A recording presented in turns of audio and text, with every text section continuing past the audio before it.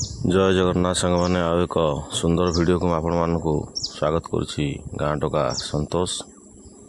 तेणु चलते ये वीडियो आम देखा पुरी गोटे दर्शनीय स्थान जोटा प्रभु हनुमान समर्पित स्थानटीए जोटा हूँ सिद्ध महावीर पुरी सेटा आम आज भिडियोटी देखा सिद्ध महावीर मंदिर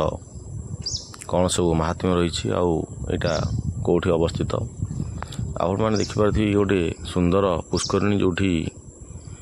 महावीर जो आमर अच्छा सिद्ध महावीर तांकर मंदिर ठीक बाम पार्श्व गोटे सुंदर पुष्करिणी अच्छी एवं डाहाण पार्श्व गोटे यज्ञ मंडप अच्छी आउ बहुत सुंदर मंदिर आउ बहुत मंदिर महात्म्य अच्छी। तेणु आपण मैंने जदि पुरी आसुचंती ताले एटा पुरी ठारू मात्र जगन्नाथ मंदिर ठारू मात्र 4 किलोमीटर दूर अवस्थित एवं गुंडीचा मंदिर ठारू मात्र 1 किलोमीटर दूर अवस्थित। तेणु यहाँ से गुंडीचा मंदिर कोणार्क मंदिर आड़े आसला बेले बाटर ही पड़े आउ डाहाण पटे पड़े जोटा आमर सिद्ध महावीर मंदिर पुरी। यही सब दर्शनीय स्थान आपण मैंने जदि पुरी आसुचंती निहाती देखा दरकार आउ भगवान हनुमान कृपा लाभ करने दरकार। तेणु ये मंदिरटी बहुत प्राचीन कह जाए जगन्नाथ मंदिर पूर्वर ये मंदिरटी अच्छी कहीं जो आमर मादला पांजी अच्छी से मादला पांजी ये सब लेखा अच्छी जे जगन्नाथ मंदिर ठारू पुराणा होचंदी किए ना सिद्ध महावीर आउ होचंदी आमर गुंडीचा मंदिर पाखे जो रहिले यज्ञ नृसिंह सी होचंदी जगन्नाथ मंदिर तापर तैयारी होइथिला किंतु आगे ये मंदिर सब तैयारी होइथिला बोली विश्वास करा जाए। कई कई शुणा मिले से जो आमर गौड़ संप्रदायर लोक अच्छा से द्वारा प्रभु को स्थापना कराइथिला बोली कहुए किंतु सत कोटा सेटा तो आमे जापर ना कहीं संपूर्ण यहाँ बहुत हजार हजार वर्ष तलर मंदिर। तेणु किंवदंती जहाँ कहे से अनुसार आम जा तेणु कह जाए ये तुलसीदास आसी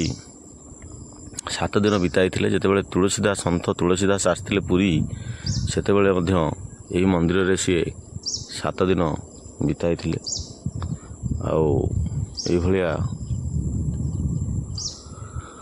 दर्शनीय स्थानटी अच्छी। चलते आम से मंदिर भितर को जीवा एवं देखा प्रभु को टिके दर्शन करवा आउ एठी किभली भाव में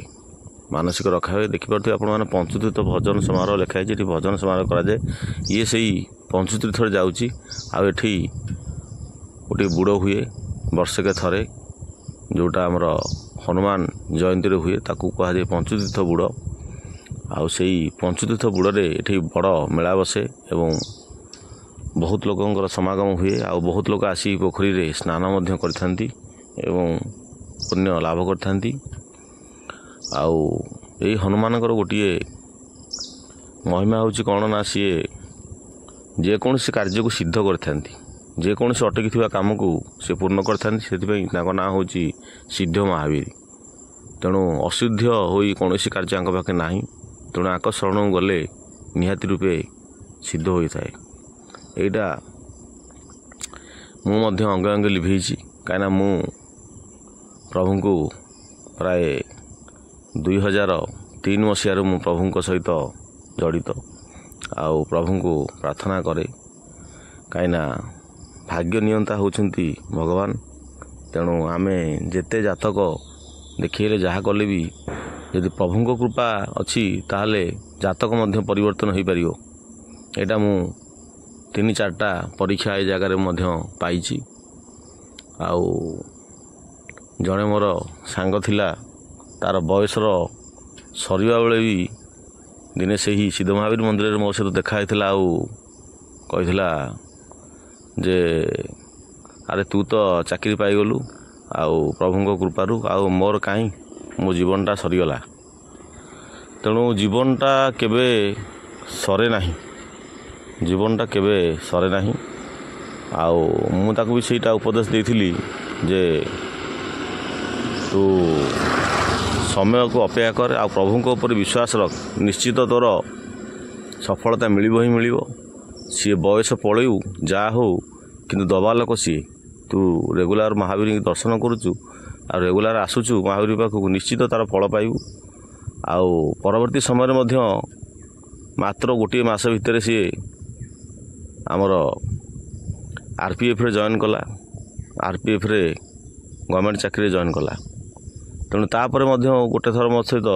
सप्ताह पर देखा होता आउ कहला जा हूँ तो डाक तू जहाँ कहूलु से अक्षर अक्षर सत है मुझे निश्चित सत हम कहीं ये हनुमान वीर बजरंग बोली ये चारि जुगर अमर आ कलिजुगर जीवंत ठाकुर होउछिन हनुमान तेणु या पाखे अविश्वास किसी ना जदि भक्तिर सहित विश्वास सहित आपको जेको जिनस आप प्रार्थना करेंगे निश्चित मिल पार यहाँ हूँ भगवान हनुमान गोटे कौन ना महत्व तेणु भक्ति और विश्वास रहिले निश्चित रूपे ताहा सफल हेबो तेणु एठी से हनुमान पाखे जेकोसी कार्यपाई मानसिक करी नड़िया बसा जाए आउ एठी नड़िया बसैले से आपण खुशी अनुसार 50 हो कि 100 हो जहाँ टंका आपन दे नड़िया बसैबे ना गोत्र सहित नड़िया बसैला परे आपण मैंने कौन करेंगे ना 21 दिन मानसिक रे 21 दिन अरुआ खाइबे सादा खाइबे पियाज रसुण खाइबे ना कि आमिष खाइबे ना से 21 दिन काल सकाळ एवं संध्यारे दुई समय आपण को हनुमान चालीसा पाठ करिया को पड़िबो तेणु हनुमान चालीसा को पाठ करिवे ता सहित प्रतिदिन सकाळू आपण गोटे पौड़ देवे जोटा आमर 5टारे प्रभु बा 6टा भितर प्रभु गाधाती तेणु से स्नान समय पौड़े ही गाधोई था पौड़ पानी तेणु सेटा दबाक पड़े जो मैंने नड़िया मानसिक करते तेणु जदि आपण मैंने दूर रोच मानसिक कर नड़िया बस पलैं तेणु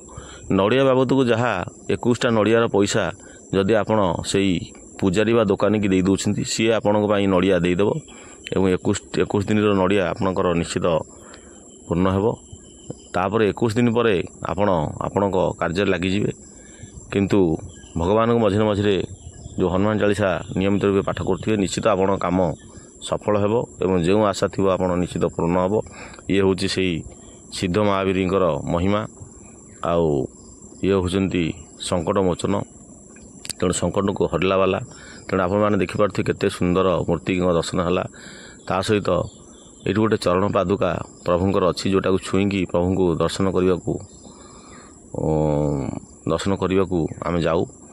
ता सहित देखो ये बाम पटरे गोटे पंचमुखी हनुमान सुंदर मूर्ति अच्छी ता सहित मंदिर भितर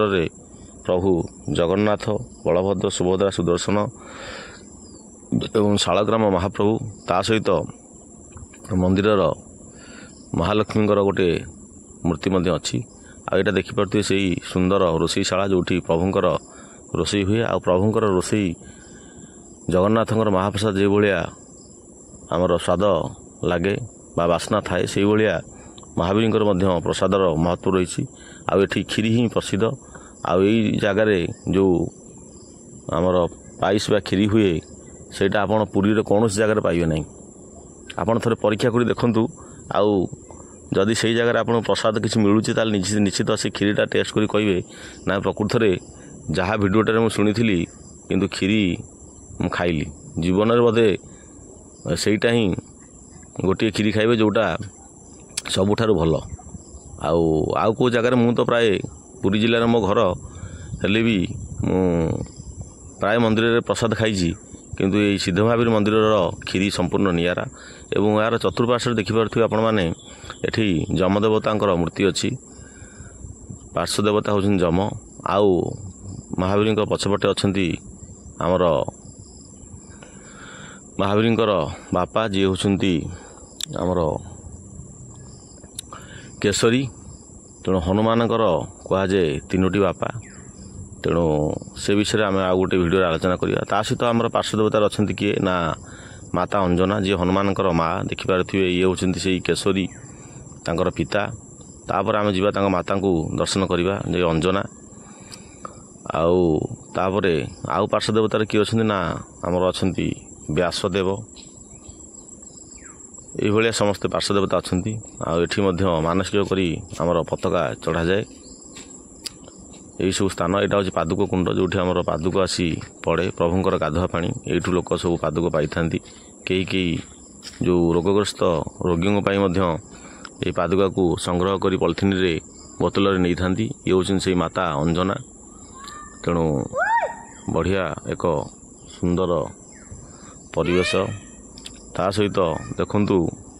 କେତେ ବଢ଼ିଆ ଚତୁଃପାର୍ଶ୍ୱ ହୋଇଛି। ଆଉ ଏଇଠି ସବୁ ବସି ଆମର ସୁନ୍ଦରକାଣ୍ଡ ପାଠ କରାଯାଏ। ତା ସହିତ ହନୁମାନ ଚାଳିଶା ମଧ୍ୟ ପାଠ କରାଯାଏ ଦୀପ ଲଗିଆ ହୋଇ। ଏଠି ଗୋଟେ ବଢ଼ିଆ ଭୋଗ ଦୋକାନ ଅଛି, ଯେଉଁଠି ଆମେ